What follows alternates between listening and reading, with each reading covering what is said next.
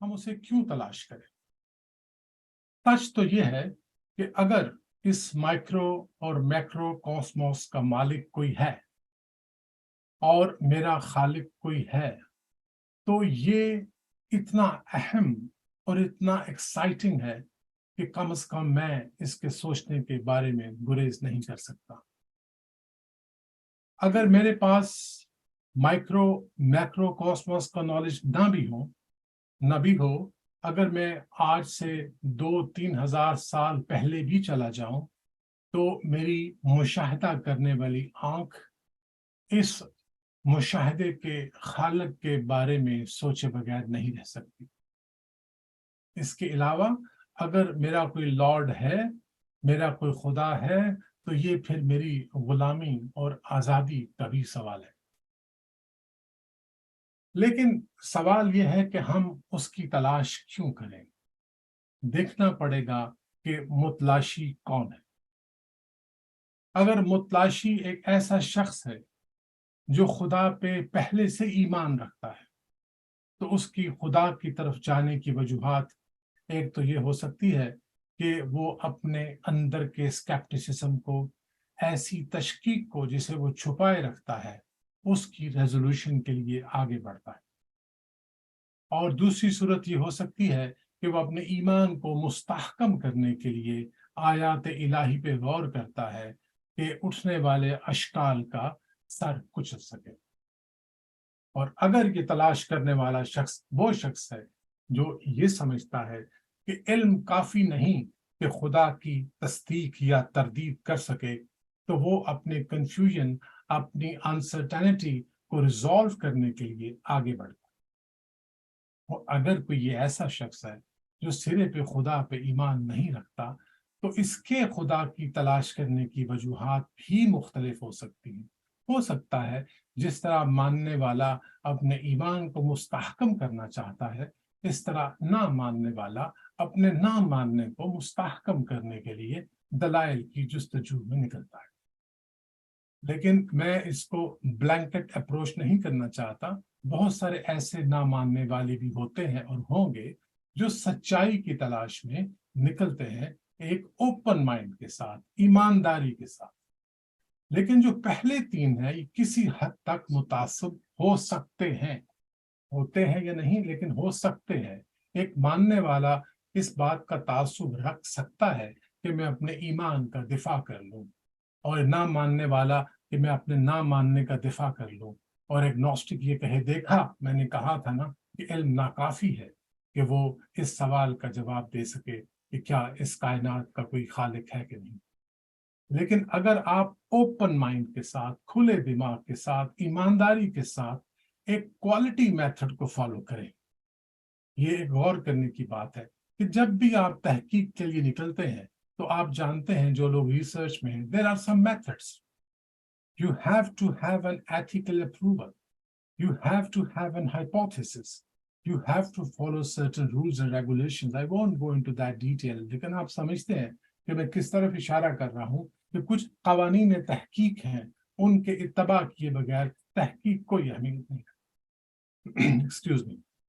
بہت سارے articles research general میں چھپتے ہیں، اور جب ہم ان کا ریویو کرنے بیٹھتے ہیں تو ہم ایسے کہتے ہیں کہ اس موضوع پہ ہمیں 250 آرٹیکلز ملے، ان میں سے 60 ریلیونٹ تھے، 60 میں سے 30 کا میتھڈ ٹھیک نہیں، 15 بہت پاور نہیں تھی۔ We are left with 6 articles to decide whether we are in favor or against that hypothesis. سو تحقیق کا معیار اگر اعلیٰ ہو تو پھر ہوتا کیا ہے؟ پھر ہوتا یہ عزیز محترم کہ اللہ کہتا ہے کہ والذین جاہدوا فینا لنہدینہم سبلنا، وہ لوگ جو اللہ کے راستے میں کوشش کرتے ہیں ہم انہیں رستے دکھا دیتے ہیں۔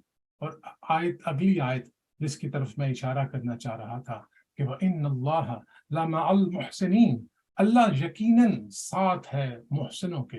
اور محسن کا ترجمہ میری ریکویسٹ ہوگی کہ آپ لوگ چیک کیجئے گا کہ اس کا مطلب وہ ہے جو اپنا کام پرفیکٹ طریقے سے کرے۔ پرفیکشن کے ساتھ اللہ کی تلاش میں نکلیں، جتنی پرفیکشن آپ کو نصیب ہو۔ اللہ کسی نفس پہ اس کی وسعت سے زیادہ بوجھ نہیں ڈالتا، اور ہر کسی کی تلاش کرنے کا طریقہ مختلف ہو سکتا ہے۔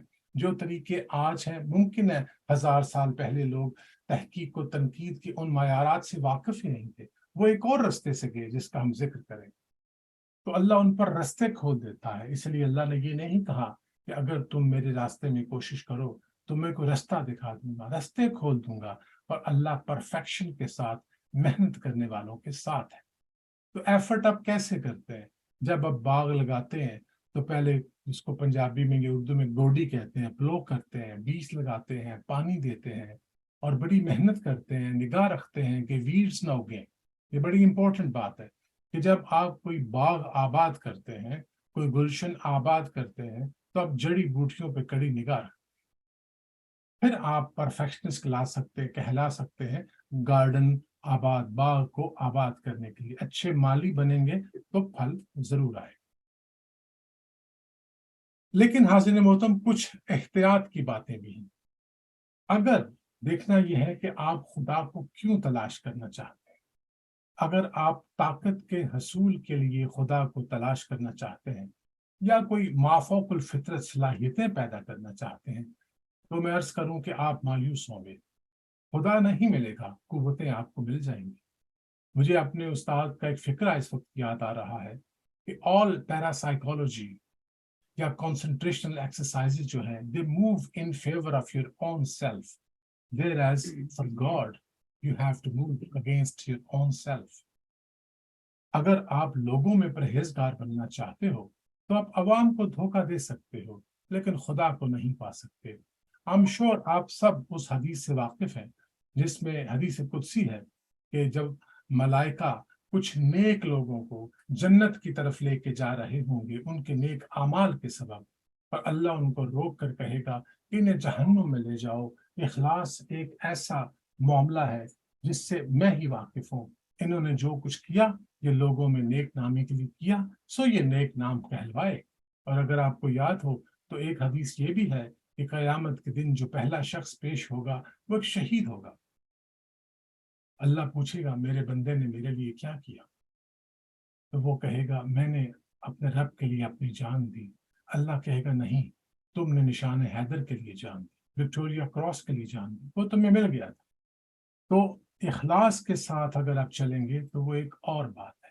اگر آپ ٹوٹے ہوئے دل کے ساتھ اللہ کی طرف جا رہے ہیں کیونکہ آپ افسردہ ہیں، کوئی چیز چھن گئی ہے، کچھ محرومیاں ہیں، کسی چیز کی تلاش ہے وہ مل نہیں رہی، تو آپ اللہ کی طرف بڑھتے ہیں، تو اس کی یاد آپ کو سکون دے سکتی ہے، اور اس بات کا ثبوت بن سکتی ہے کہ آپ کی بات سنی گئی، آپ کی دعا سنی گئی۔ میرا رب قریب ہے، دعا سنتا ہے، پھر آپ کہہ سکتے ہیں۔ اور اگر آپ متجسس اور شوقین ہیں اور عقیدت اور خلوص دکھا سکتے ہیں تو پھر آپ کو ویلکم کیا جائے گا، اور وہ آپ کو سیدھا رستہ دکھائے گا جس کی طرف میں نے پہلے اشارہ کیا کہ والذین جاہدوا فینا لنہدینہم سبلنا، کہ وہ اپنے رستے کی طرف آپ کی رہنمائی کرے۔